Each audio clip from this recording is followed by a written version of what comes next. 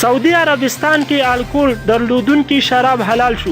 درنو مینوالو سلامونه، ویډیو را سره حتما تر اخره وګورئ او پښتو ټاپ ټي وي چینل در سره سبسکرایب کړئ او ورسره د ګونګړي نشان ووهئ. په سعودي عربستان کې هغه شراب چې 14 الکول لري اوس حرام نه دي بلکې حلال شو. د رسنیو د راپورونو په وینا په ټولنیزو رسنیو کې یو ویډیو خپره شوې ده چې داوا پکې شوی چې په سعودي عربستان کې هغه شراب چې 14 الکول لري نور حلال دي او په عام ډول په بازار کې خرڅيږي. خو په دغه اړه د سعودي عربستان حکومت تر دې د ځان چوپ کړی دی. په ټولنیزو رسنیو کې ځینې کارونکي وایي چې د دې ویډیو تصدیق تر اوسه پورې نه دی شوی، نو ښایي په ویډیو کې یوازې د نامسلمانانو لپاره شراب خرڅول کیږي. همداراز ویل کیږي چې ښایي په کوم کلب یا بار کې چې دغه ویډیو جوړه شوې ده دغلته یوازې نامسلمانانو ته شراب ورکول کیږي او مسلمانانو ته پکې اجازه نه وي. خو لا هم خبره نه ده تایید شوې چې آیا په رښتیا هم په سعودي عربستان کې شراب حلال شو او که نه. ځکه له څه وخت راهیسې داسې اوازې خپرېږي چې ښایي د سعودي عربستان حکومت په دغه ملک کې د شرابو خرڅلاو ته اجازه ورکړي او حلال یې وګرځوي.